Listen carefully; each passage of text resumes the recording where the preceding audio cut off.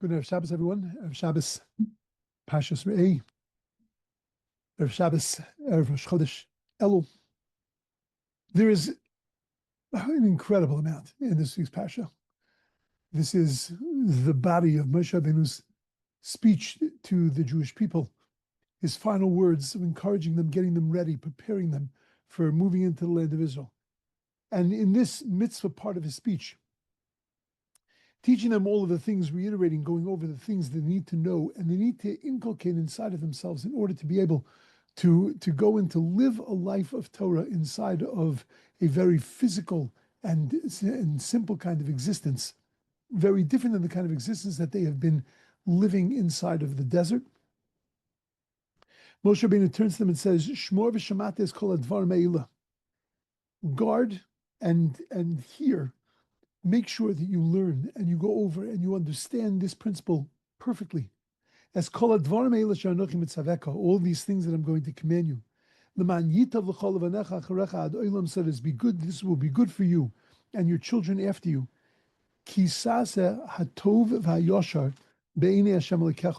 When you do that which is good and upright in the eyes of the Lord your God.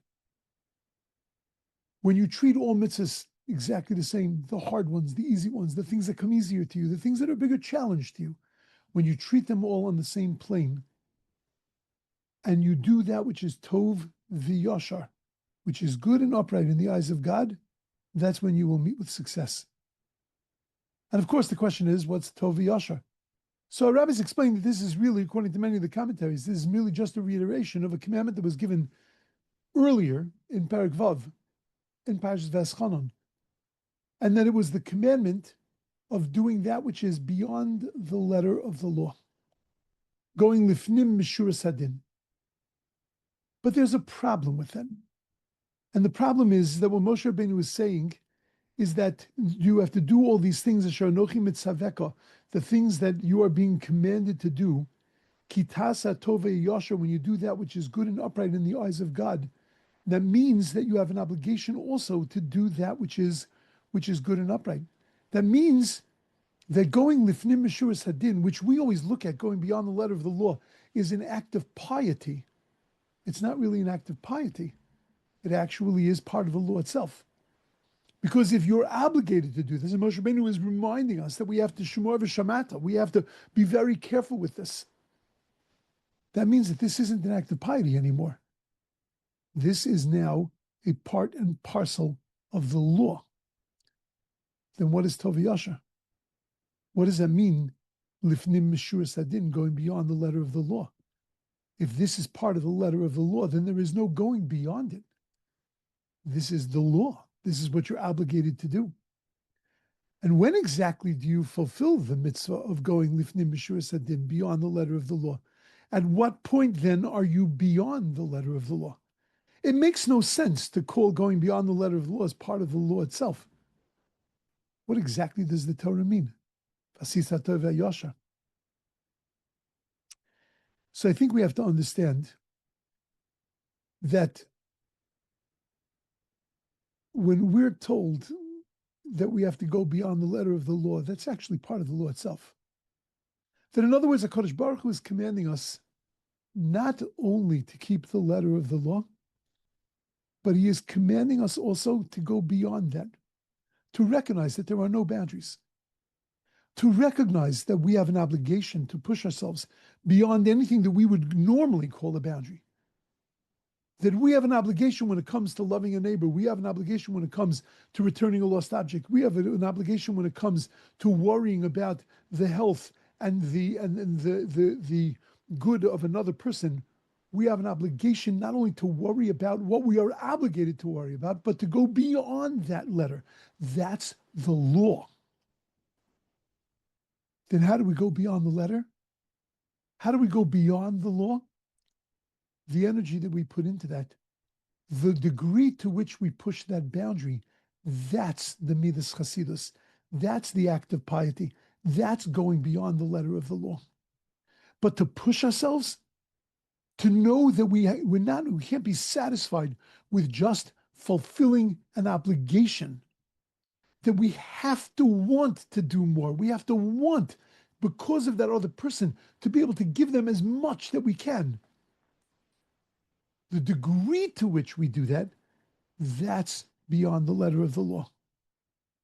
But having that desire, having that understanding, having that knowledge that we have an obligation to push ourselves, we have an obligation to each other to live pushing boundaries and not to be satisfied with status quo, to be able to push ourselves to make sacrifices for each other, to be able to go beyond ourselves. That is the law itself. And that's what Moshe Rabbeinu is reminding us. What Moshe Rabbeinu was saying, Shemor v'shamat is kol advarim ha'ela shanochi mitzaveka l'man yitov lecha ulevanecha acharecha ad olam. When is it going to be good for you, and when is it going to be something beneficial to you and your children afterwards forever? Ki tasa tova yasher b'nei Hashem lekecha. When you do the tova yasher, when you push yourself beyond your boundaries, when you keep the law the way it's meant to be kept, which is pushing yourself.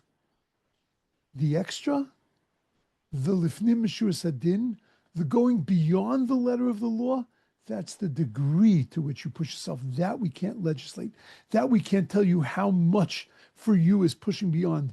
For me, a little bit of discomfort, that might be pushing beyond the boundaries. For you, you might be able to handle so much discomfort that pushing beyond is so much further out than me. But both of us have to step beyond what the law is demanding of us. That's part of the law. Living outside of yourself, pushing your boundaries, that's the law. Living with a tension of always saying, you know what, I need to push more. That's the law. That's what mitzvahs are all about. That's the beginning of the Parsha. I have put you in today this tension of bracha and klala, of living with blessing, of living with curse, of knowing that I could make my choices, I could do this, I could do this.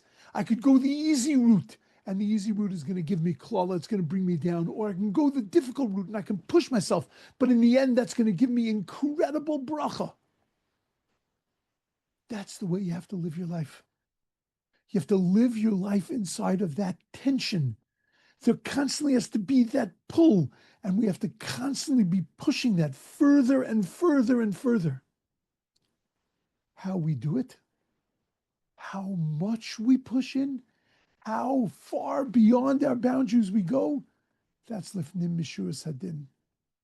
But vasis hatoy vayashar, pushing those boundaries, living with that tension of I could always be doing more and better, that's the basic life of a Jew. And that's what Moshe Rabbeinu is commanding us. Here at the very end of his life, and the beginning of our new lives, we have to remember, constantly push the boundaries, constantly be reinventing who you are. That's not an act of piety. That's the law. Have a beautiful, amazing Shabbos where you push your boundaries to an incredible extent and you're able to bask and to reap the brachas of Shabbos in the most beautiful, stunning kind of way.